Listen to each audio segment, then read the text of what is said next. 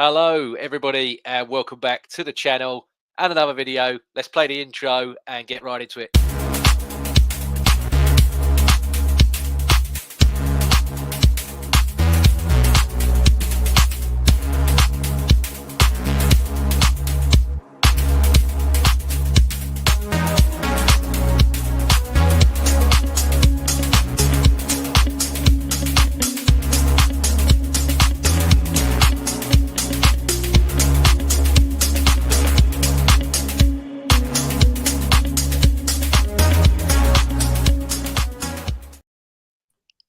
Yes, hello everybody, and welcome back to the channel and another video. And joining all of us this evening, we've got Michael from Arsenal Above All there, as it says on his little screen there. How are you, Michael? I'm good, thanks. Taking what the positives I can out of the weekend, obviously with the results, and that positive is hopefully the destruction of PGMOL. And it's been a long time coming, and I hope this is just the first brick which comes out of their ivory tower. Yeah, and also back again, Neil. Neil, how you doing, my friend?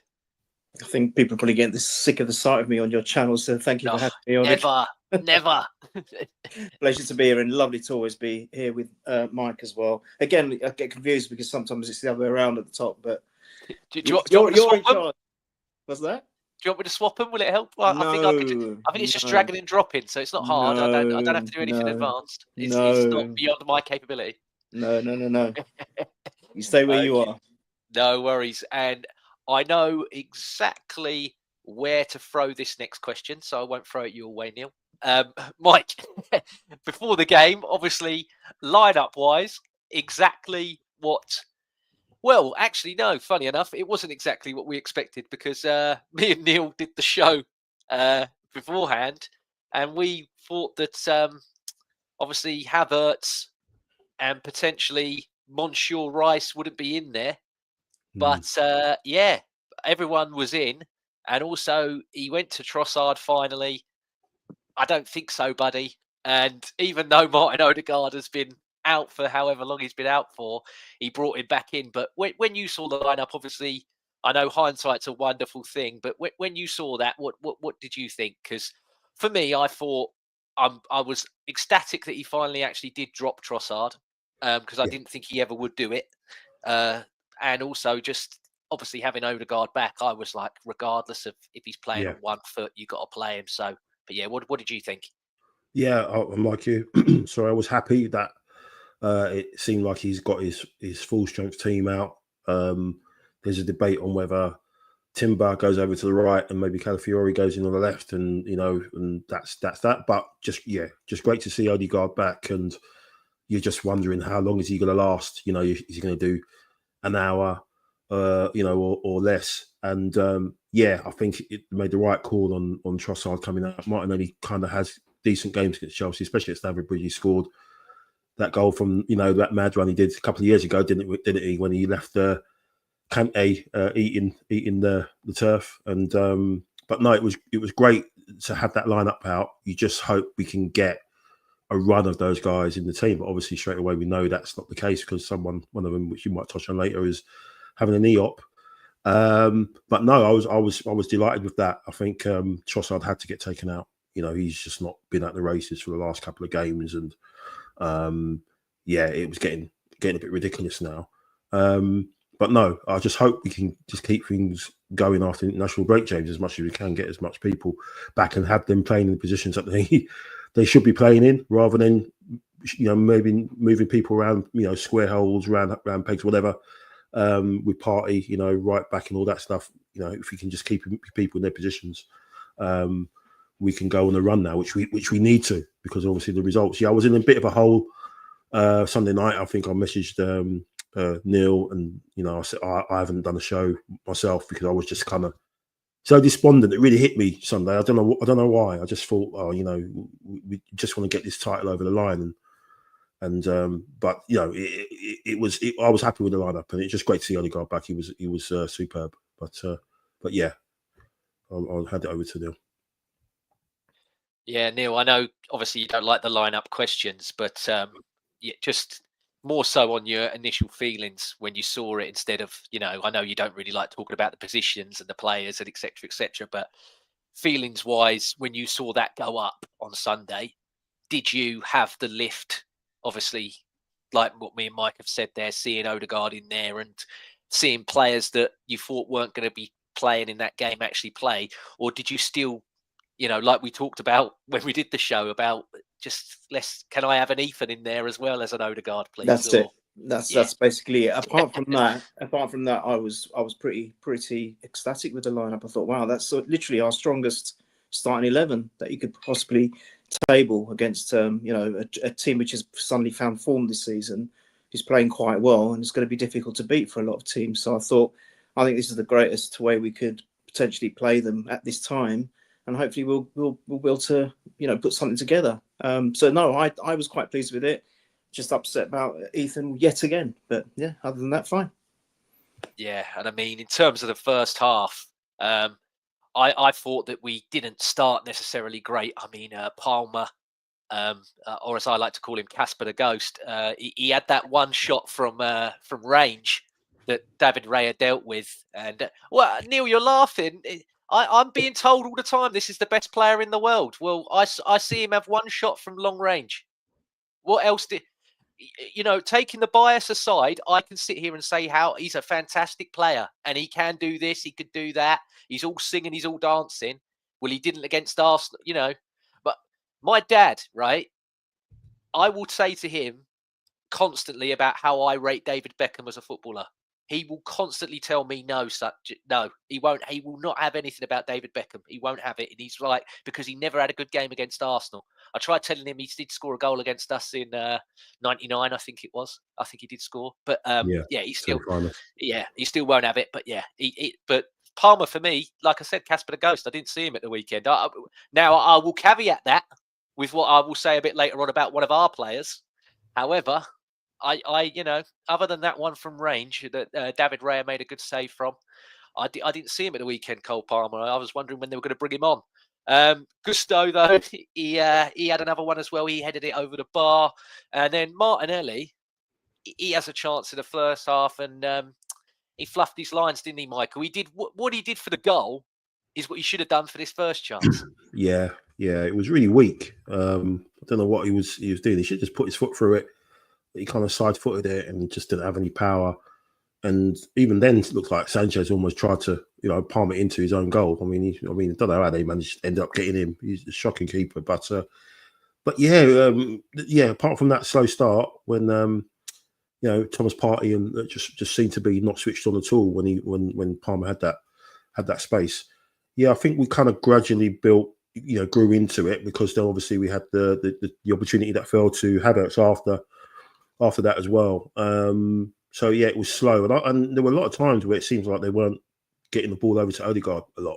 A lot of people have said, "Oh, Odegaard didn't really see him first half." He weren't getting the ball. They just weren't finding him. And as he grew into the game, obviously you saw the influence of him as the game wore on in the second half, especially. But yeah, it was almost like a bit like the Inter game a little bit where we kind of grew into that, and then we took things over obviously second half. But no, it was a strange one. We're still not at all guns blazing. We're not, we can see there's a few players there that are literally being rolled off the the treatment table and getting patched up and going out there and doing the job. And I include Timber in that. I still think we're trying to manage Timber through games.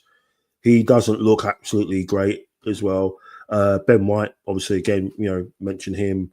And obviously Odegaard, he's obviously the fact that he's come out of the Norway squad. So it seems like so many players we're just nursing through games, and obviously Declan Rice, Saka. I mean, you can probably say in one hand how many players that aren't injured and who are fully match fit. That's probably David Raya and Saliba. At the moment, Havertz has got a head injury. So it's just crazy. It's just been a crazy season where so many players have had issues, and we're just trying to nurse them through it. And like Arteta said at the end, we just hope that after this international break, we get people back and we can go on a run. Yeah. What about yourself, Neil? What did you make of that first half? Obviously, like Mike said, quite frustrating. And then again, you get that Martinelli chance, which I, a couple of seasons ago, I think he scores it. I don't know. You know, this season, he did get his goal later on, what we'll touch on. But yeah, for me, he fluffed his lines there. And then obviously the Kai Havertz goal that me and you celebrated, and then it gets flagged offside. I didn't see it initially. I thought he looked on to me when I first saw it. You know, when it's that quick passage of play, I thought he was on. But then yeah, you knew straight away when they obviously played more and more angles of it. But yeah, what about yourself? What did you make of that first half? I thought they started strong. They were on the front foot. We weren't. They were creating chances as you've described. Rea got us out of trouble, and then obviously that guy didn't follow up with a really good cross from Neto. Maybe there's arguments that Ben White could have done better to deal with that, but as it stands, it was still a very good cross. Not much you can do about it. Luckily for us, it wasn't finished off. But as Michael said, we grew into it. I think Odegaard's influence was all right. He was probably more influential in the second half, but I think I saw snippets of it even in the first. It goes to show what we're missing with him. He's finding the space. He's creating, getting into pockets. He's basically making the defenders worry about him. So then our other players can then kind of have a better chance of positioning themselves correctly in areas of the pitch which can cause damage. And I think that's what we've been missing. We've just been missing something where someone can be there to provide that link between midfield and the forward line and create things for us. And as we all said over and over again, Ethan was that guy, but he didn't play him, and that's the end of it. So okay, we can't cry over spilt milk, but Odegaard is back now. I think that if that was his first game after being off for so long, that, my goodness me, he's just going to get better and better.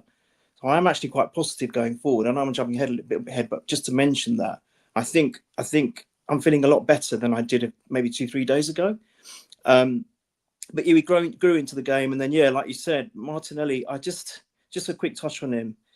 Yeah, he scored a couple of goals. We thought for a moment he's got his mojo back, and then he had another bad game. He's just look. I'm old school. I don't know whether you two agree with me, but for me, he's a striker. He's a forward. He should be banging in 15 to 20 goals a season, every season. Henry did it. Alan Smith did it. We've had strikers that have done it consistently. Ian Wright done it, of course. We just haven't got it in him. But then if he hasn't got it, we'd expect it in someone else. But then you look at Trossard, no. Jesus, no. There's only two forwards really doing it for us that have kept us kind of at any kind of level is Havertz and Saka. It's not good enough, I'm sorry to say. And I have backed Trossard and Martinelli and loved them equally from day one. And I'm just losing faith in both of them. I'm really sorry to say that. Let's hope things change for us, though. Let's see what happens. Yeah, I mean, obviously the second half, they've had that one with Fofana that he skied over. That was a warning. Saliba there. I don't know. He keeps this season. I know we normally have this debate about, I don't understand it. A lot of our fans sometimes pin our players against each other where they're like, nah, Saliba's been better than Gabriel this season. Oh, Gabriel's been better. For me, I don't like pinning them up against each other. But for me this season, in terms of the consistency, and I don't know if it's because Saliba, for a lot of people, didn't have the best Euros. There was a lot of people that dug him out for what happened at the Euros and what have you. And I do think Gabriel this season's been better than him. And I thought in this game, especially other than the goal which they scored, which both of them I portion blame on, but we'll get to that in a minute. But yeah, I didn't understand Mike. He just got too tight to him. I didn't understand what he was trying to do there. In another game or another day, you could probably say he could give away a penalty because he's all over Fofana. Yeah. He's not even looking at him. He's got both arms around him. He's been a bit strange this season. I think with him, maybe the issue with him is just mentally he's checked out or exhausted a bit. Whereas a lot of our players, it's been physical. With certain injuries, with Saliba, like you said, with the France stuff over the summer. He's played every game last season for us in the league. He's gone through the summer as well, played all of that. A little bit like Rice, they just look mentally fatigued a little bit. They're just not, 100%, and it's affecting them. They're just a shade below the level that we know that they both should be at, or that they should operate at. And he's made a couple of mistakes this year. He's just been a bit off it, and because he's so good, he's managed to get himself out of situations because he's just different class. But I think you're right, 100%. Gabriel's definitely been the one at the top, in terms of the output, in terms of consistency. Again, obviously he's gone away with France, hasn't he? So he's gonna. It's gonna be interesting to see if he plays. I think the last international break he didn't have a great time in one of the games, so it may be interesting to see if he does play any games, and that might be good. If he's just getting out the firing line a little bit, and then he can just focus on when he comes back. When we have to go on the mad run just to get back into the picture. But yeah, you're right, James. He's been very off colour, and I just think that's probably down to just a lot of stuff that's going on in his head, and he's just mentally fatigued, I think, like a few of our players. Yeah, and touching on the goal now for Martinelli, for me, I was happy for him that he bagged another one, and again, like you said a minute ago, Neil, he needs to kick on. We've seen Martinelli get a double-digit season in goals, and that if we're going to do anything, especially if in January we're not going to sign any kind of attacking player. I don't want to sit here and think that we're not. I want to sit here and think that we will. But if we don't sign any attacking player, we definitely need more output from Gabriel Martinelli. I mean, when I was at work today, during my lunch break, they had one of the quizzes come up on Twitter. Sometimes they pump them out at Arsenal and everything else. And I didn't realise there. I think it was it the Invincible season? I believe, was it Perez got 19 goal contribute? I think 19 goals or something he got. I was like, bloody hell, yeah. I was like, we need someone like that who's not even a striker. We need wingers getting 19 goals again and everything else. And again, like we talked about, the ball in from Odegaard. I do agree with what you said, Michael. I think I don't know if it's they've spent so long without him that they just forget how good he is. Yeah, but. It was one of the few times where obviously they gave him the ball when he did something, and it's a fantastic ball in, and Martinelli, the way he controlled it and everything else, and the goalkeeper, like you said, Sanchez is. I mean, this is what Chelsea have been doing. They've just been buying number twos. I mean, they brought Brighton's number two, thinking he's a number one. They bought a MLS number two in Petrovic, whatever his name is, and he's I mean, he's better than Sanchez is, but it was dreadful from him. And like I said earlier, he did what he should have done for the first goal. He should have gone that near side instead of the far side for the first chance. Yeah, especially when this guy does. He does that with his hands. It just sums up Martinelli at the moment, doesn't it? In his decision making, and it was just a nice, tidy finish. But it was like after that, he gets the goal and he looks like he's kind of got a little bit of one up on Gusto, because that was a good little battle between them. And then he gets dragged. And he takes him off. And it's like, I know their goal came after that, and there was a bit of a disconnect on that side of the pitch with him and Timber and obviously Partey being out of the way, whatever we'll talk about in a minute. But I just think keep him on. Just keep him on for that. Like, keeps him getting taken off. I don't know why, a fitness thing or whatever. But he gets his confidence up, gets a goal, an important goal, and then he gets taken off. 10 minutes later. I don't know, but he's another one. I think there's a lot going through his head at the moment, James Martinelli. Especially with the national team as well.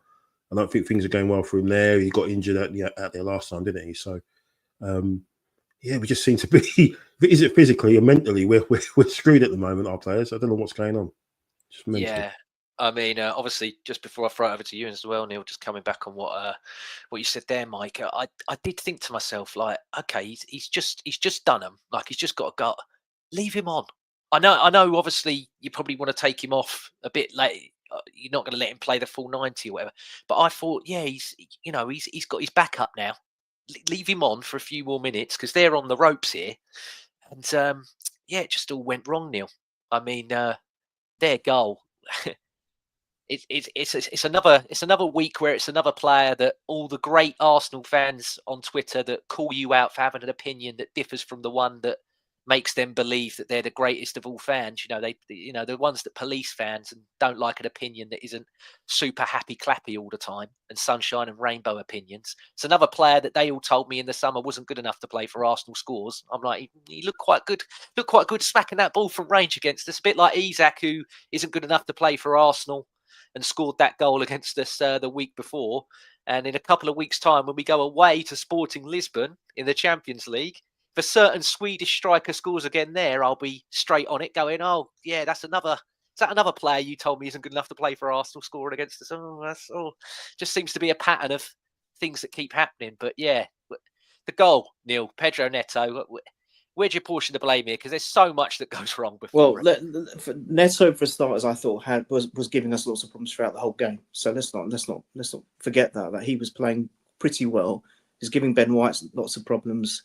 And I think that he was a thorn in our side on Sunday. He really was. He looks like a really difficult player to manage, and I think he would have been an asset at our club. But hey ho! And I think even one of the commentators said that. Might have been Theo. I can't remember. It was Machadeo with this guy I watched afterwards. I can't recall, but someone actually said that he would have been a good, useful at Arsenal. But hey ho! It is what it is. I think it was Theo Walcott actually. But if I want to talk about their goal, I just want to also mention, we're talking about Kai and his injury and his head injuries two now in 2 games, isn't it? It's crazy, right?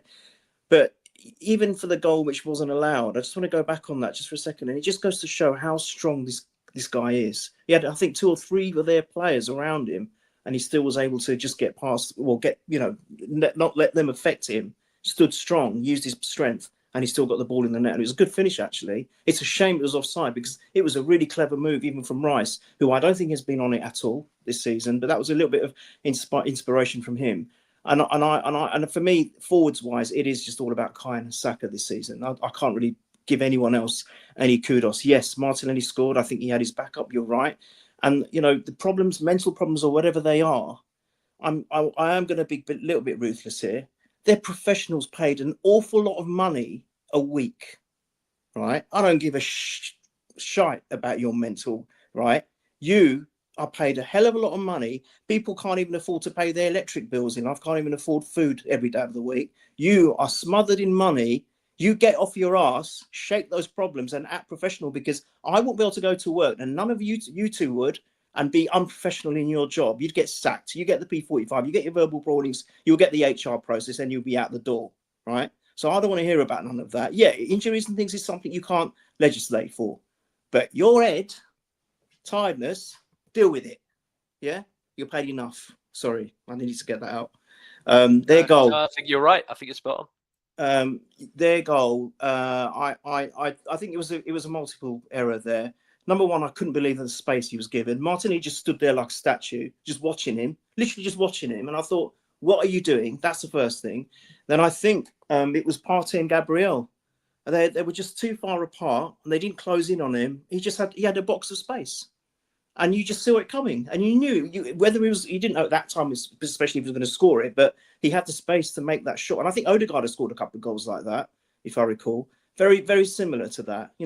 More accuracy than power. Just pinpoint accuracy. It was a great goal.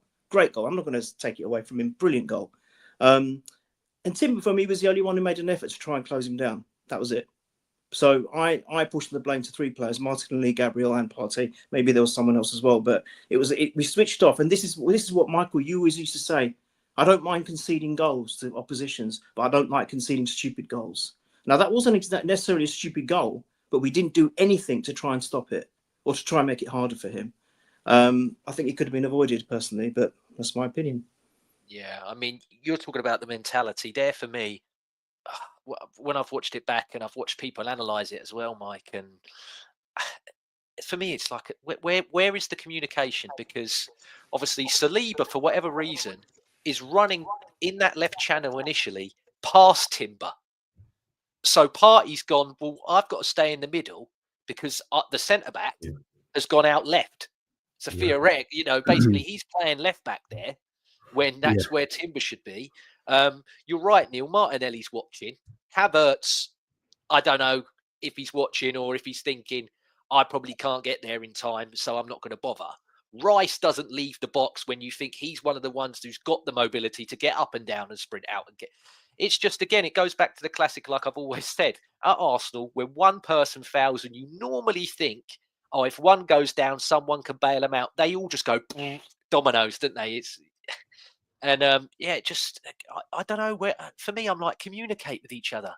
We've regressed in so many areas. I feel this season. Oh yeah, we've regressed 2 years, 2 seasons. We weren't doing this last season. We were polished last season. When one person was a little bit weak, the other one followed up and helped him out. Very much like the Saliba Gabriel. We were talking about Gabriel being better this season. I thought Saliba was probably better last season in some periods of the season. But they helped each other out. They worked so well together. So I don't know. Sorry, I didn't want to interrupt. No. I think a lot of it has to probably do with the inconsistency, because it's 1 week, it's this lot in front of, it's this midfield, or it's that back four, or it's this, it's that.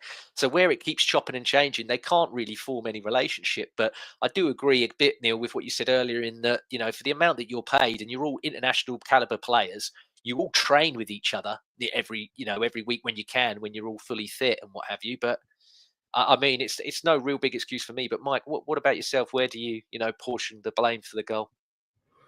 I think going back to it, it looked like they had a corner and they took it quickly. And I think that's what's caught us out. I think he's switched on and he's gone, and I think everyone else is just not switched on. And Partey drops, and then Rice drops. They both drop into like centre back positions, and then one of them should have come out. All that would have taken is one of them to step out where they were, and all that space there where Neto was. He would have gone past Martinelli, and then he would have had one of those two to engage him. But I think looking back on it, I think it was because they took a corner short, and we seem to be getting caught out of set pieces a little bit now. I think a lot of teams are looking at us and know that we're set and we're pretty dominant when anything comes into the box per se. So they're trying to do things on the edge of the box or outside, or do things a little bit quicker. And that's where the Bournemouth goal came from. And that's where the Chelsea goal came from. We're just being a bit quicker, whereas we're expecting it to be set and everyone waiting for, a signal to come in and the ball to get swung in. So I think, it looked like, for me, we just got caught out, and a couple of players a couple of players were switched on, and the rest of them weren't. And I think those two players were Saliba and Timber. As Neil said, Timber was the only one that was fighting to get across there, and he was just so close to getting a deflection or anything on it. But a disappointing goal to give away after just fighting as hard as we did to try and get into that lead. I think that's what was the thing that was a kick in the guts, because it was just you could see there was all that space just like closing down, and to top it off, he's a player that we've talked about for ages, who worked for his hamstrings. Would have been absolutely ideal for us to be at the squad, because he could play both sides, and he pushes the levels up. I think he puts a bit of pressure on both our existing wingers, and I think that's what we need now. That's another discussion, but I think we need to talk about getting people who are at the same level and or above. And it's not about, he can be the cover for X, Y, Z. He needs to be someone who's going to be a challenge and take the shirt off someone. I think we've gone past that, where we've got to look at cover for Saka, or for example, we've got to look at someone who's going to challenge him for the shirt, because I think a few players are maybe a little bit too comfortable in that team. But that's another discussion. Yeah, I mean, just to go on to that, like you said then, Mike, with Bukayo Saka, not one of his best games. I know I mentioned about obviously Cole Palmer, the ghost, earlier, but Saka, for me, this game, it does happen. There, when he has a certain block of games, there will come one where he just will get doubled up on, and he just cannot cope with. And it's normally towards the end of a set. I always have said Bukayo Saka, when it gets to the end of the season, it's about 8 or 10 games left of the season, just for the amount of minutes he plays, he burns out. And to me, he just looked fatigued. I don't know why, but normally, I mean, last season, go off the games last season, Cucurella was nothing. He had Cucurella and yet this year, I don't know. I don't know if Cucurella studied it more. I don't know if Cucurella just wanted it more, or he had a bad day.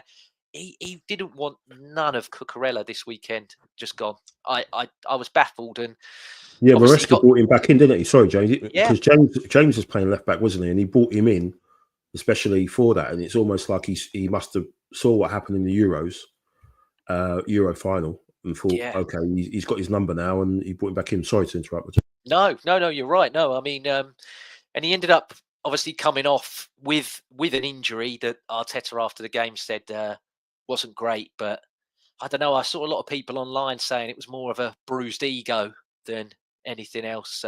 What do you make of it? I think, like you said, there's a lot of them, especially the ones that sadly don't have as much competition in their positions as we'd wish, or the competition that they do have, we can't play. So they just are playing minute after minute after minute, and thank God he's been pulled out of the England games, because he need any 2 week break he can get, I'll take. I mean, but yeah, Mike, what about yourself with Saka? Yeah, I think, as you said, I think it's kind of hard really, because he's got basically everything on his shoulders, isn't he? He's him and Odegaard, especially when it comes to attacking output. And people talk about he gets doubled up, and he gets 2 players on him. Best players in the world get doubled up. You just have to go up at that next level to do that. If you want to talk about that world class level, that's what you got to do. You don't think someone like Vinny Jr. gets doubled up. When he plays for Real Madrid. Going back, Henry, Perez, what do you call it, Ronaldo. They'll Messi. They'll get doubled up. You just have to find ways to get past it, get beyond that. And I just think Saka, he's got the numbers, as we know. You can see the numbers he produces, but I just think he just gets a little bit comfortable, and don't want to say he checks out or whatever, but yeah, he kind of went off. I know he got a bang on the shin, it looked like, from a tackle from Cucurella, but yeah, it just looked like, this is a London derby, it's in the balance. Try and stay on and make a difference, sort of thing. And it was disappointing to see him go off the way he did. He looked like he got a bit of jip from the Chelsea fans, and he didn't fancy it anymore. That's what it seemed like to me. And he was getting beaten by Cucurella, and he just seemed like he just lost the fight, which was a bit of a worry. But yeah, I just think he's a bit a bit comfortable. Everything's come really soon for him, and he just needs some competition. But as you said, what the competition in the squad isn't there, and that's on the manager, isn't it? How many years have we said we need somebody to come in? Talking about maybe something in January now, but yeah, I just think it's going to be. Hopefully, it's not going to be an ongoing issue with him, because it was disappointing. He was really disappointing on Sunday, especially against a player that you've got he's not nowhere near the level you are. All Cucurella he's very aggressive with Saka. He's basically on him all the time. He's over him like a rash, and it's like, okay, this is coming. Just fight fire with fire and stuff, but he just seemed like he was just too easily beaten. It was just disappointing, man. Yeah, and obviously the comment coming in there as well. That's right. The subs again were too. I put it back up. The subs again were too late, reactive instead of proactive. The attitude of dropping back after taking a lead rather than making a statement and getting another goal. Neil, I'll come to you. Of all the subs that did come on, obviously the one that stood out for me is the one that a lot of people have been giving the most flack recently, and that was Mikel Moreno. How well did you think he did when he come on? I thought he looked very good, especially with Odegaard. A lot of Odegaard giving him the ball and trying to make him advance some stuff there, and a few good little touches, a few little spins here and there. What did you make of his performance? I think for someone who's come in at quite a difficult time, I'm not saying the Prem is an easy competition. It's one of the hardest leagues, if not the hardest league in the world. So he knows what it's about. He's had experience of it as well before, so he's not new to it. But I think we were almost set aside as favourites at the beginning of the season, and I think coming in at that point, thinking there's confidence in the camp, and then all of a sudden things have started not to fire as we expected them to, maybe this season, with what we've all described in the last few podcasts. It's not been easy for him. I think the other reason why he may have been brought in is because maybe people weren't expecting Partey to be featuring so much and doing so well. So he would have been taking over the 8 position and Rice the 6 or something like that. I'm not good with positions and stuff, but I'll give it a go. You're doing well. You're doing well. Thanks. So, and then all of a sudden, Partey's just been playing probably he's been one of our best players, if not the best player this season. He's certainly up there. So you can't really take him away. So then what do? You have to rotate Rice and Marino. And I think he done really well. He's not been absolutely stunning. When Rice came on last season, he was almost immaculate from day one. He was brilliant, Rice, and he had a really good season.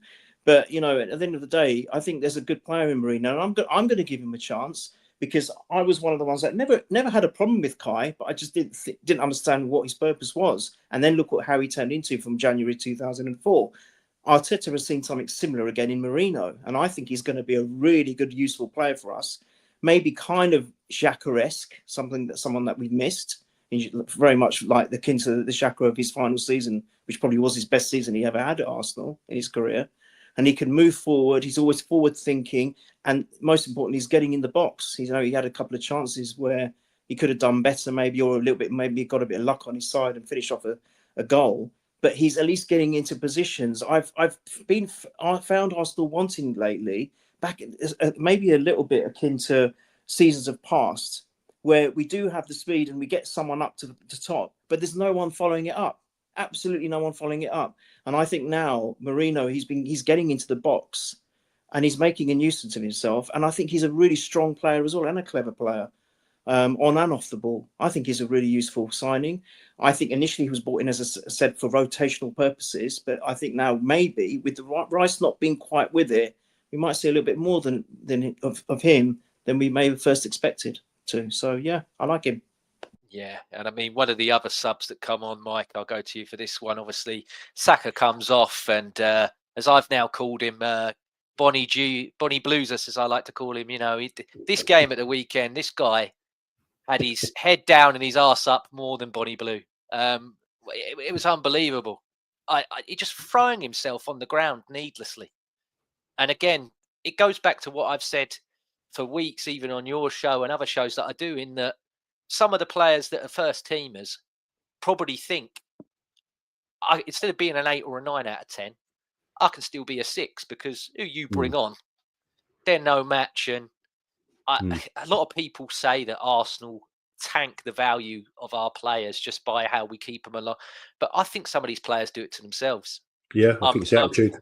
Yeah. I mean, he was so upset that how he's not been picked for the last few Brazil squads.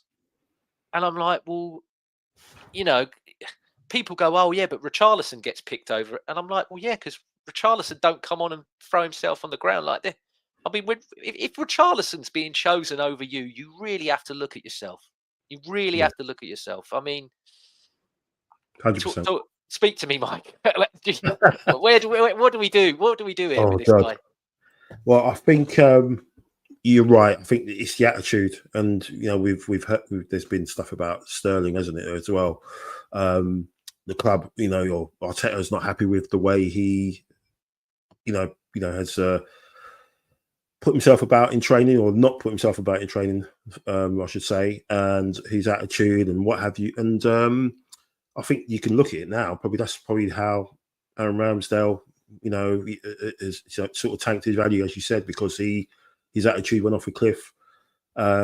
Sterling and now it looks like Jesus as well, and to a certain extent Trossard. We saw that at the start of the season, the way his attitude was when he scored that goal and the way he was celebrating. And there's no smoke without fire, and you don't act like that unless you think, I'm better than this geezer and I should be starting. So I definitely think he's checked out. I think Jesus has checked out, and if I was Jesus and Trossard, I'll get some lessons in speaking Arabic, and maybe together they could have some lessons, and I'm sure there's some good there's some good tutors they can afford, and get a joint package and bundle them in. We fly Emirates. We've got we can upgrade them. sponsors and all that. Get him in, chuck him in first class, and fly him over there in January, and see how much we can get from them. Because I think they've Jesus is definitely checked out. He's more concerned. It looks like he's got more concerned about getting his legs tattooed. He come on, he's got this leg tattoo going all the way down his leg now and everything. And yeah, he's just not serious anymore. He's not serious anymore. He couldn't score against Bolton at home. Yeah, he got a goal against Preston. Had a chance. I think he had a chance to shoot against Newcastle in the box. He tried to control it when he should have just, you know what I mean? He's just doing things like I just want to play football and do nice fancy stuff. I don't want to do the serious stuff. I don't want the responsibility for that. I just want to run around and stuff and try and enjoy it. And we're past that now. We're past that. I think he's definitely on the way out, hopefully. But yeah, disappointing because this guy he's been a captain. He was such a PR when we signed him. As a number 9 and stuff, and it's just all ended. Yeah, well, he's the recognised vice, Mike. So, I mean, he barely plays, but yeah, he is the vice captain. That is what he is. And well, he might not have the armband on, but yeah. Well, he's got form, Mikel, and he's been the club captain, hasn't he? Before, he's been Aubameyang, so don't care, mate. If you're voice captain or actual club captain, and you're on 200 and whatever it is a week. You're not pulling your weight, then you just got to go. He needs to go. He's checked out. But we're in a bit of a problem now. Forward wise, attacking wise, the options we've got, because Sterling as well, it's not looking good. No, and Neil, obviously, our man Trossard. I actually thought he was okay until the moment that we all need to talk about, and I put it on Twitter after the game, and it's just, for me, it just symbolises Arsenal at the moment. Just why? Just why? It obviously Havertz is going to make that shout. Now, Graham Potter, who was his manager at Brighton, after the game is like, when that ball comes in like that, he ain't leaving it. It doesn't matter who's there. He ain't not going for that cross. Now, it's been talked about, was it offside from Saliba? Wasn't it not offside? You know what these guys were going to do. But to me, I think it's on. And to basically hit it basically near their corner flag. God almighty. I mean, it for me, the one he even missed before that was probably just as bad. He skied it. I mean, I know it was offside, but he skied that one over the bar as well. Yeah, true, yeah. So he'd already made that mistake. Look, for me, ever since that Villa incident where he scored that great goal, but he made that statement celebration, I've lost a bit of respect for him since. And I love the guy from day one. That I'm not going to sit and have to justify to people that, why aren't you backing your players? I have backed him and Martinelli from day one.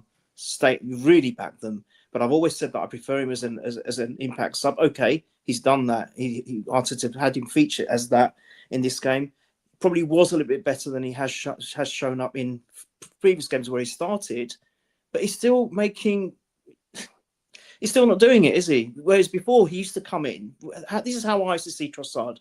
He'd come into a game, whether we were winning or losing or drawing, but he added a different dimension to our forward lineup. He did something slightly different, but it was impactful in a positive way. He has done nothing of the sort in the last few games for me. Ever since he scored that goal against Villa, I can't recall anything that he's done which is positive or made a difference for us. And I think it's probably highlighted even more because we're suffering with Jesus and we're suffering with Martinelli as well. So it's really been highlighted that the three of them together, not one of them can produce something. I agree with Michael. And I see Jesus as an exhibitionist player now. He's an exhibition player. He's not a professional player anymore. I was wondering where you were going to go then, because no. When you say exhibitionist, he definitely was. He's bossing the air for everybody. Yeah, he definitely was doing that at the weekend. He's had that tattoos that Mike was talking about. You never know. I don't know. Yeah. But he's going to sign for OnlyFans in January. Oh God, don't. But Trossard for me, look, there are great players in all three of them, but I just don't know where their heads are at the moment. I don't get it. And we can't afford to carry these kind of players. I'm really sorry, we just can't. We should be now. Arteta has built this infrastructure. He's built this team. He's built this squad to challenge and to win trophies and to play good football, right? And to entertain the fans. That's what he's doing. We can't now go back again 2 steps after building something up and almost getting there for 2 seasons running. Now all of a sudden, oh no, it's not quite well. We'll have to go back another 2-3 years. No, and it's players like that we just cannot afford to carry. If they're not with it, up here, and it just keeps on going game after game after game, something needs to change drastically for me. And I'm sorry, Trossard is way off the mark at the moment, in my opinion. Yes, he played a little bit better, but he's still way short of what we expect. So that's the way I saw it. Yeah. And is there anything else you guys want to touch on with the game before I move on to man of the match and then a few other bits? Or anything else either of you want to throw in there about the match at all? I'm just trying to think. I can't recall. I mean, officiating wise, actually, to be honest, the last couple of games hasn't been too much to talk about, I guess. But it would have been interesting if Trossard he'd let Kai put that ball in the net, because I would have been very interested to see if they did everything they possibly could with the sketcher graphs and all their lines and their maths and those old green graphs that we used to get to do our maths in class to rule it out. That would have been interesting. Yeah, my opinion on that would be that obviously they'd have spent 10 minutes trying to figure out if it would have been a goal or not. And instead of that being, that's the last kick of the game, we've won the game with the last kick of the game, they'd have added that extra 10 minutes that they spent drawing all the bit. They'd have gone, no, there's still that 10 minutes. We're going to add that 10 minutes on as well.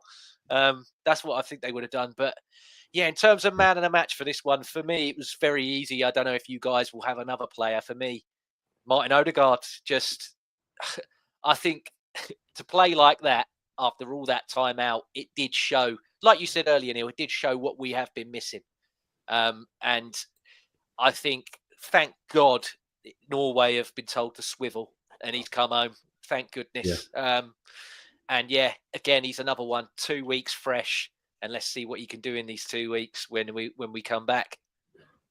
Oh, I did want to add one thing. I forgot. Go for it, Neil.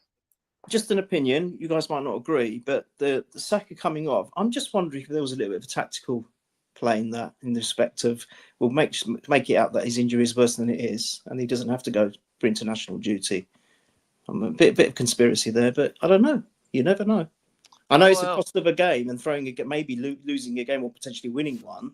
But it was 8-9 minutes left. I can't recall how many minutes were left. Yeah, it was more than 81st minute. I think. I don't know. I don't know if there's something in that. Maybe Arteta is starting to learn what the other big clubs do. But I mean, I'm just thinking out of the thin air, plucking things out of my head. I don't know for sure.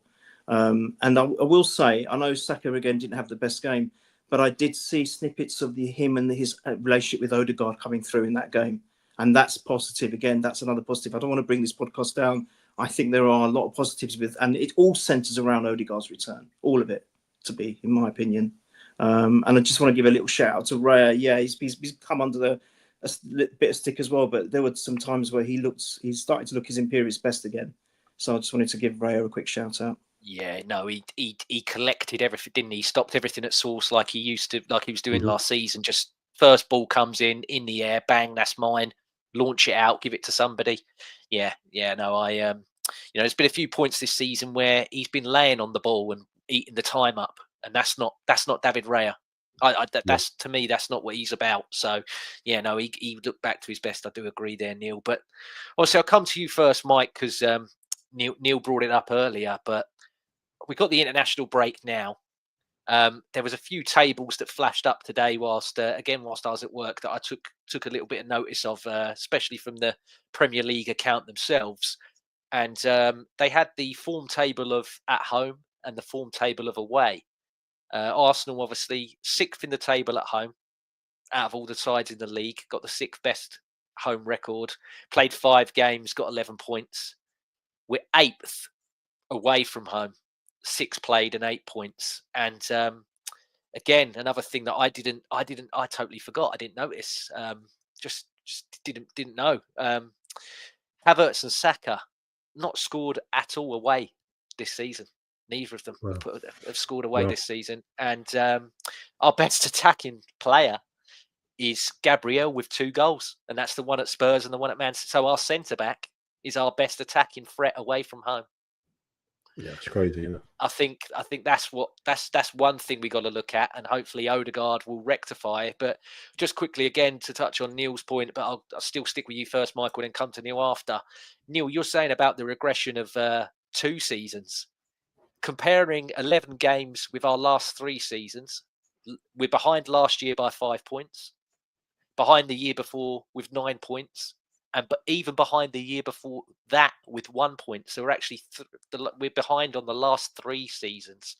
I had a big chat like we normally do, me and Jack, with the voice notes, and we talked about how, you know, most sides get 3 years to really chase, because we saw what happened when Liverpool finally did it after 2 years of trying, and in the 3rd season the drop off was huge. They just about made the top 4, if you can remember. Do you think Arsenal now, being 2 years of being so close and not getting it, obviously, like Neil said, mentality wise, that has taken a knock? We need to wake up from it, but it has definitely set a knock in. But also, just, you know, this is what that Man City side can do. They do grind you down, and eventually, if you can get a title or you can get a trophy over the line, it's amazing. But we obviously haven't. What do you think? I mean, there's so much that we need to turn around. I know I'm asking you the $1 million question here, but what do you think? What do you think we really need to be get going and doing when we get back from the break, Mike? I mean, because this is what I kind of was referring to, in terms of what we've done for the last 2 years, in terms of the numbers and what we've done, and the goals that we scored and the points collection, especially like 2 seasons ago when we were just on a mad, crazy run, win, and then obviously last year after what we did post Dubai. And I just think it's going again. And like you said, you know, Liverpool even couldn't maintain that. You know, when they finally got the title, then they had a massive fall off. And, you know, it's just that I think maybe we're just seeing some elements of that now with certain players just not at it because of the demands that Arteta puts under him. And obviously he likes to change things every season. You know, he's changed things again in terms of the way we play. I mean, you know, that's that.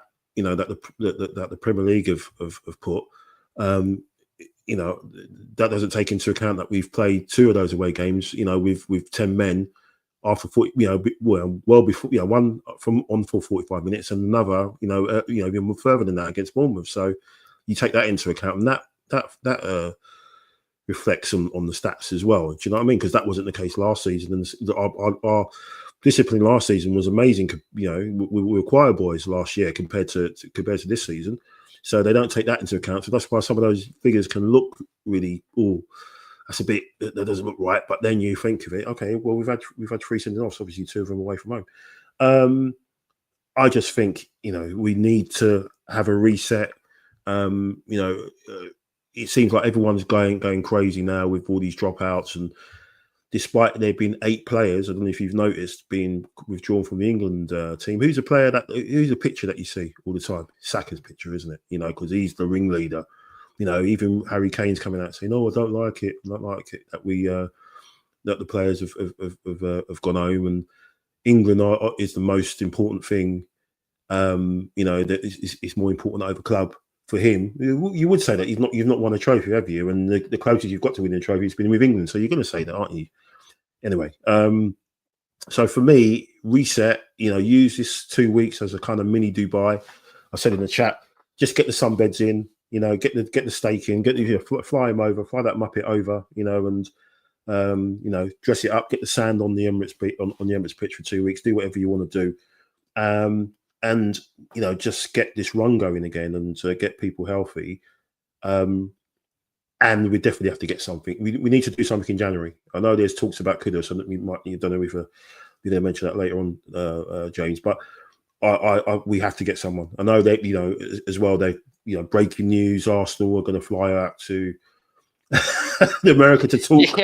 Yeah, breaking news. People who've got a big job of doing their job. Yeah. You know, so there's all this stuff, and whether it's 1 and 1, you know, adding 2 or whatever, but that has to be discussed. You know, whatever we were kind of thinking of doing in summer, we need to push it forward. You know, Gorka, if we're interested in this guy, pay the release clause, because if we wait till the summer, we're not going to get him. You know, we're not, because a lot. You know, Barcelona are going to be looking for someone. United, we know. You know, obviously they've got the manager. He's going to probably try and do something with him as well. We won't get him if we leave it to the summer. We won't get him. So we need to test the waters. We'll do the release clause, and if he wants to come to us, great. If he doesn't, well, all right, we've triggered it. That's all we can do as a club, because we need to get somebody like that in. If not him, get Kudus in, who can operate. You know, we need an injection there. We definitely need something there, James. And it's going to be interesting to see how we use Trossard and Jesus when we come back, because obviously the run up, you know, it's going to be December. You know, transfer window opening in January. Does he use them more when he knows that maybe there's a big 40 million or whatever on the table? But he might have to use them because there's so many games, isn't there? You know, but he's got to press the reset button. He's got to get players fit and just get players fit, just get people back. I mean, Calafiori, no one knows what the hell's going on with him. You know, and Tomiyasu, it's crazy, isn't it? It's second-hand barbecue. Yeah. Yeah, I just think he's got to use this 2 weeks is basically a mini Dubai camp, and he needs to use it to try and plug into that feel good what we had in January and go from there. Yeah, and Neil, you are normally my beacon of positivity in Arsenal times. What light can you shine on it? Are you exactly the same as what Michael said? I mean, for me, he stockpiled goalkeepers and defenders. There's no real way to, you know, I think obviously they're having a meeting. We have no director of football. To me, that shouldn't be an excuse. They should be planning it regardless of who's there or not. Yeah. You know, there's people that, like you said earlier about with general, you know, I've had it in my work. Boss has gone on a maternity leave. We don't all just stop and go, oh, well, exactly. That's us for a year. You know, no, we still carry on. We get it done. Life goes on. Exactly. And I just think now someone has to go to him. You are signing an attacking player. Yeah, agreed. Because I think he gets obsessive with someone, and if it's not that specific person that he wants and he likes, or he thinks I can do something, he doesn't budge. He budged beforehand when it was Mudryk and obviously Caicedo to Trossard and Jorginho, because we had to. So again, this for me, this is the same kind of situation. Like, we need to do something, because we knew in the summer that he wanted Sesko from Leipzig, and then obviously pretty much I got told from someone who I rely on, and Melvin knows them as well, I got told that Sesko was pretty much a done deal. Obviously that didn't go correct. Got some dud info there. That happens in life. But I think he got obsessed with Sesko, thinking this is what I can do and this is my guy. And then he just was like, well, I won't sign an attacker then, and I'll wait for Sesko next year. I don't think we could be as negligible as this, Neil. Well, I think he has got to sign somebody. He kind of was, because he had to get Sterling in out of desperation, didn't he? So he kind of was. Well, there you go. Yeah. You know, and so you know, you can't mess about. You know, you have to have a player that's going to be right for the club and get them in, and no matter what. That's imperative. That's paramount. We have to do that. That goes without saying, because we've just sat here and talked about our current forward lineup, but it's just not good enough at the moment. If they prove me all wrong from the next game, I'm fine with it. I would, like you say, James, I would want nothing more for them all to succeed. Every single one, every single player we've got in that squad, I want them all to succeed. I don't want to get on anyone's backs. They play for Arsenal. That's a club that we all love and adore. It's part of our lives. It's our family. We don't want to sit there poo-pooing them. But if they're not doing it, game in, game out, then something's got to change. Something's got to give. But in the meantime, I am going to be positive.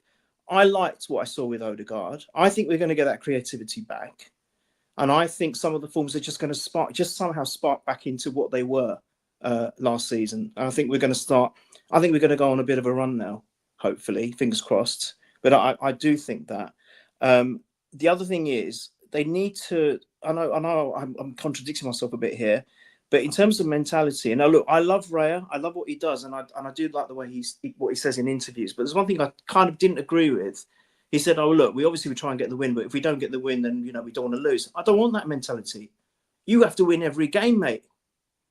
Every single player in that team has to go in with a mindset, just the way Man City are tuned in, and the Invincibles were tuned in. The Invincibles believe that they are not going to lose any game. They're not even going to draw any game. They're going to win every single one of them. Now, I'm not saying they're at that caliber. Of course not. I'm not saying that. But if you have that mentality that we're going to do everything we can to win this game, a bit like they were last season with those last gasp, wins. Even this season against Man City, we tried so hard. I thought that was such a valiant effort, and it just didn't pay off right at the very end. But we did ever so well against them, considering we were at their ground and down to 10 men, and they were literally throwing their lives on the line. I want to see that every game, no matter who the opposition is. So for me, that's how I want to see it turn around. In the meantime, before we have some movement in January with respect to getting a couple of forward players into the squad. So I think it's doable. I'm not saying the title is doable because it's too early, and plus we are 9 points behind. But I think what is doable is just getting back a little bit of identity from last season. And I think that will come, hopefully, if the players that do return from injuries or whatever they've been out for stay fit going forward. And I think it will happen. Yeah. I mean, you're talking about the title there, and I don't like to get carried away. But I think not winning on Sunday was a big indication there for me. So I look at it and think, okay, you might not win the Premier League this year. I mean, from the position that we're in, the only team that done it, like I said before, was Blackburn. They were the only team that were in the same position and won in the end. And that took Eric Cantona kicking a fan in the head in order for them to, if someone will be brave enough to, slag off Mo Salah, and Mo Salah can end up kicking him in the head, then that might be what it needs to be. That might be what it takes. But I look at it and that was some kick, by the way. It was brilliant. And he said, "I don't regret it." He said, "If anything, I should have kicked him harder." That's what I like about. That's what I've always liked about Cantona. The fact that he ended up back on his feet after the kick. Wow, that was something else. Yeah. That's some movement there. Yeah, and a great press conference as well afterwards. That's always an iconic. Yeah. When the seagull follows the trawler. Yeah, it's always been a funny one for me. But I just think there's still 3 other competitions that we can go for. And I believe if you can't win, of course, the Premier League is I want a Champions League because we've never done it. But of course, the Premier League is the upper echelon, to be over 38 games in your own country and you're the best of it. I get that. But I look at it and think there's still 3 other trophies. You just need to get something over the line for yourself. But also, I think this group needs to win some, because I know there's still some that were there for that FA Cup win, but I think this group needs to win something together and then go, right, okay, next season, if we don't do it this year, next season, let's really push as best we can. But to win nothing, then again, I go back to the conversation we had last week, Neil. I think it's going to be an even harder reset that we're going to have to do than is maybe required. But I know we're obviously pressed for time, so I'll try and wrap this up as quick as I can. I'd be very remiss not to speak about it, as it's such big news. Obviously, the ref situation with Mr. Coote. Now, it's nice to know that we've got refs that can't draw lines, but they can snort them, isn't it? That's always they. That's. I found it incredible. I was like, oh, he's very good at getting his credit card out and lining that up perfectly and rolling the note up to a crisp. He could do that, but all of them there can't. They can't use us. They can't use exactly. But yeah. But yeah. I'll go to you first, Mike. Obviously, he's finito. But you've got it there. Disband the PGMOL. # not fit for purpose. Do you think this is going to be the start of it? Do you think this is? Because to me, I think they're Teflon regardless. But that's just me. Yeah, because you saw what they tried to do. They saying it was AI, it was fake or whatever. That's the first thing they came out and said. And then, an hour later, oh, actually, yeah, it was genuine, but he can't remember what he said. So they're always trying to distance. Yeah, he's off his head on coke. That's why I couldn't remember. Yeah. Look at him. Yeah, which you can see straight away as soon as he saw the video, he was on something. And so they keep trying to deflect. And now the comment today was they're not going to make it. It's not right for them to make a statement whilst investigations are ongoing. More and more sounds like a police kind of talk. But Howard Webb's an ex-copper, isn't he? So there you go.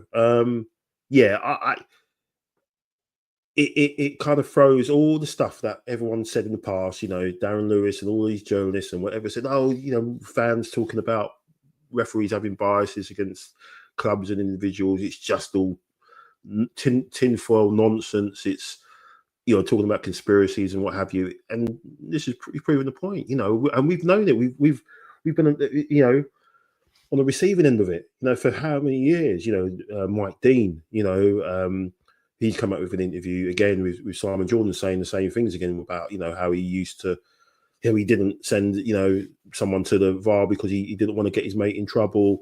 There's a good video going around on Twitter where someone's clipped up all the stuff where I think, who's the guy that played for Leicester? Simpson. Was it Danny Simpson? And he was talking about a referee said to him, "Oh, I should send you off, but I don't want to send you off because I want you to win. I want you to win the game."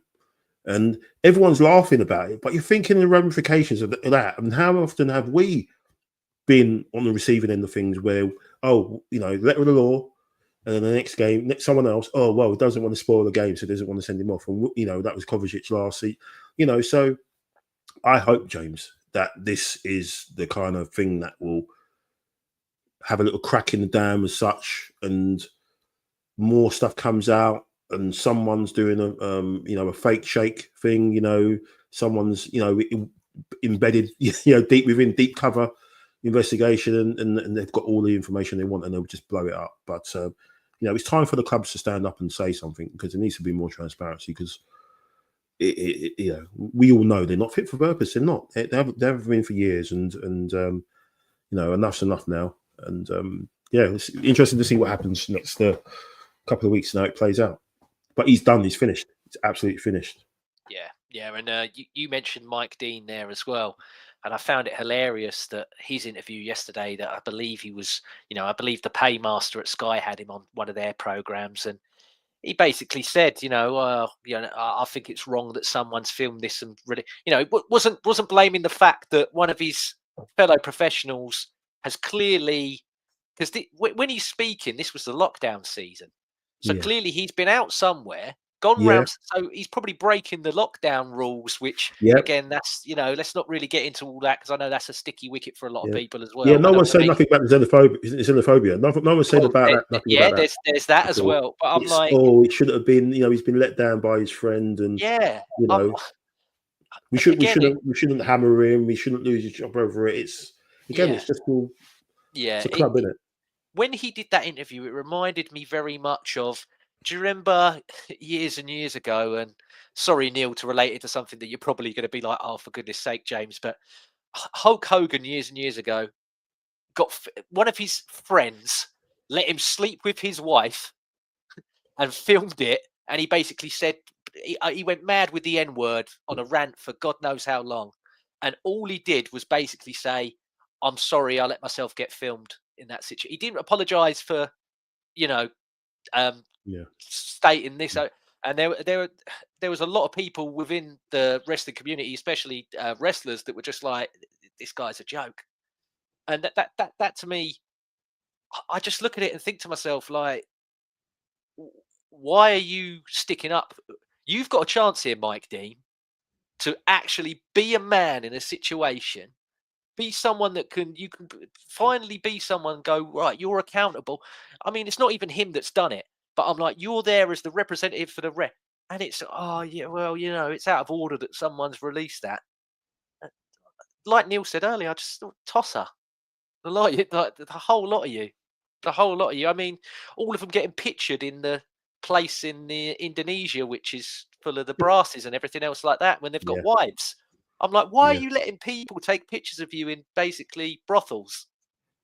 Crazy. And not think that's going to, not think this is going to be sent out. Not think that people are going to eventually get a hold of this. just the whole thing it's absolutely baffling. And Neil, I can see you're chomping at the bit, so I'll let you have your say here before we.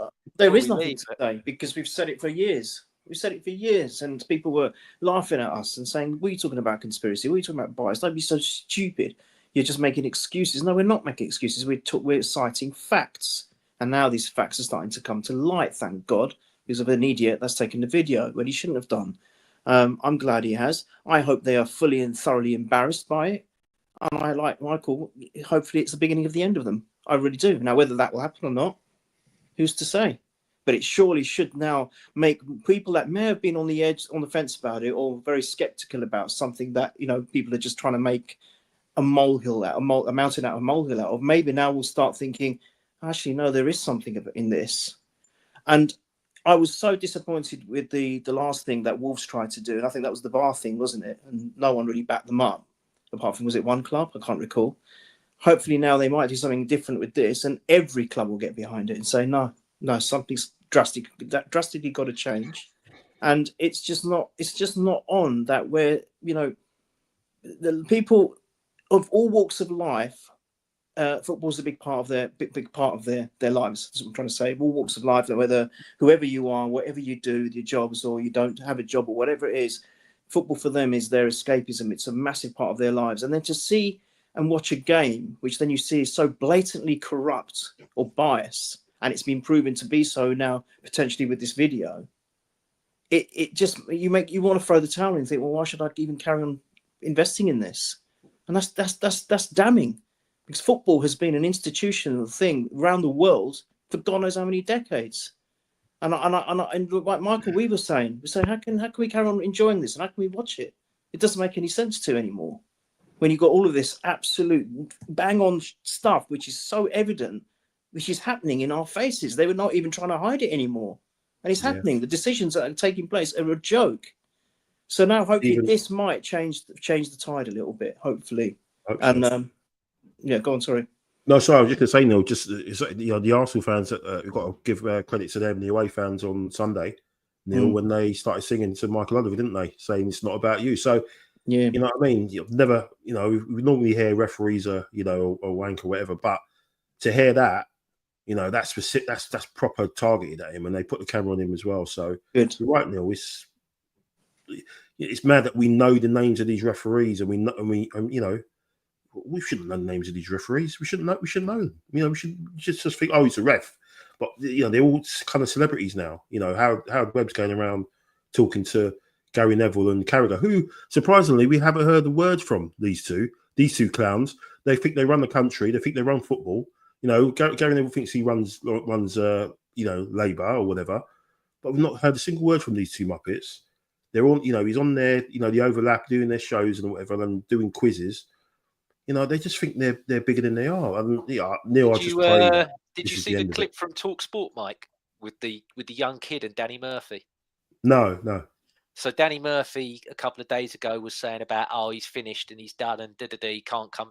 This guy went to him, where were you when Carragher spat on video at a girl? Because he said you weren't saying Jamie Carragher should have been banned from anything. Yeah, he was like, because he's your mate, isn't he? He's like, because he was saying about how Mike Dean on that video weren't calling it out and everything, and he's like, yeah, well, you didn't call your mate out when he spat in the face of a convenience, kid. all about convenience. Yeah, and I agree with what you've said there, Mike, as well about them becoming celebrities. And but okay, back in the day, I remember a few of the refs, obviously Hackett, the guy that does Ref Watch now, who I can't abide. I remember him being a big ref when I was younger. But for me, I look at someone like the referee that we're all going to remember is Kalinia. Exactly.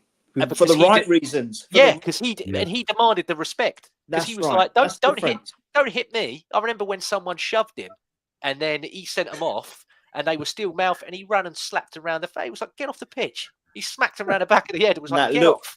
Get off. Yeah. And that's for me, I'm like, none of you, to me, you all want to be famous and you want to be, and I think the players are responsible for this as well, because I listen to a lot of the podcasts and I listen to ESPN's quite a bit because apologetically, I love Craig Burley. I just love when he goes on a rant. I think he's hilarious. But they have Clattenburg on there and they're all like, oh, Clats, what do you make? And I'm like, don't give him a nickname like he's one of your players, like he's one of the boys. Gladiator. Yeah. I'm like, oh, do you know what I mean? I'm like, you're making them out like they're one of the lads.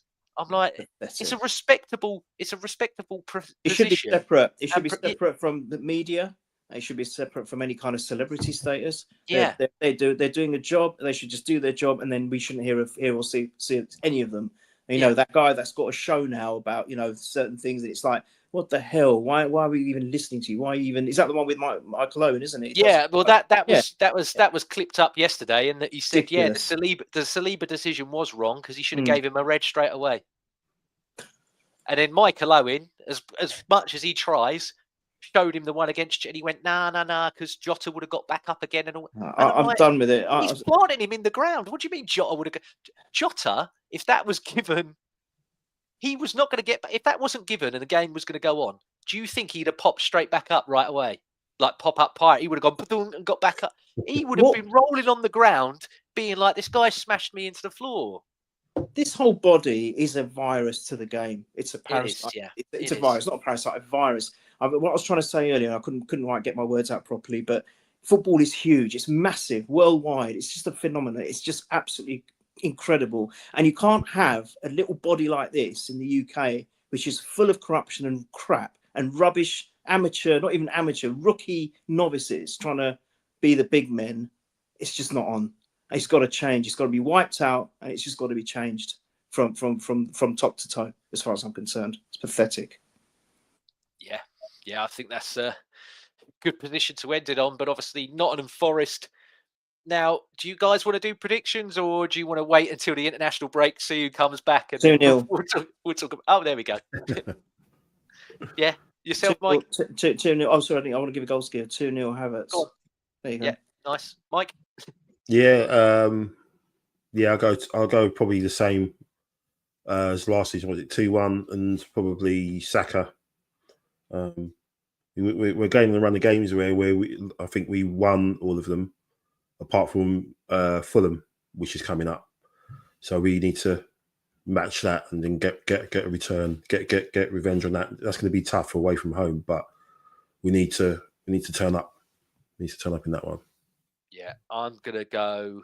So you've done 2-0, 2-1. I'm going to be bold. I'm going to go 3-1, like what Newcastle did to them. And I'm going to go for. Who needs a goal? Odegaard. There we go. Yeah, I'll do 3-1 Martin Odegaard. But yeah, so Michael, if people need to find you, where can they go? Obviously, I've put everything in the description for you, but. Nice one. Cheers, mate. Yeah, thanks for having me on. Really enjoyed the chat with you and Neil, as always. And yeah, Arsenal above all. Should find me on the Twitter threads now as well. Trying to do some more stuff on there because X or whatever it is, it's just getting crazy now with what Musk has done to it and the people that are on there, and Instagram and the usual stuff as well. So yeah. Thanks for that, James. Thanks for having me on. No, anytime. And Neil, what about yourself? Wherever you guys are, I'll try and be there. As what Mike said, thank you for having me on. I'm just privileged and honoured to always say it, and I don't care. I'll keep saying it whenever I'm on these pods. Honoured to be on, honoured to be asked, and blessed. So thank you so much for putting up with me. Thank you. No, you guys put up with me for God knows how many years. So it's only fair that I allow you back with me. But no, thank you so much, guys. And thanks everybody on the chat, and take care. And we will be back after Nottingham Forest. Take care. Enjoy the break. Let's have a nice break. Let's just wait and see what other refs are doing, Coke. Take care, everybody. Au revoir.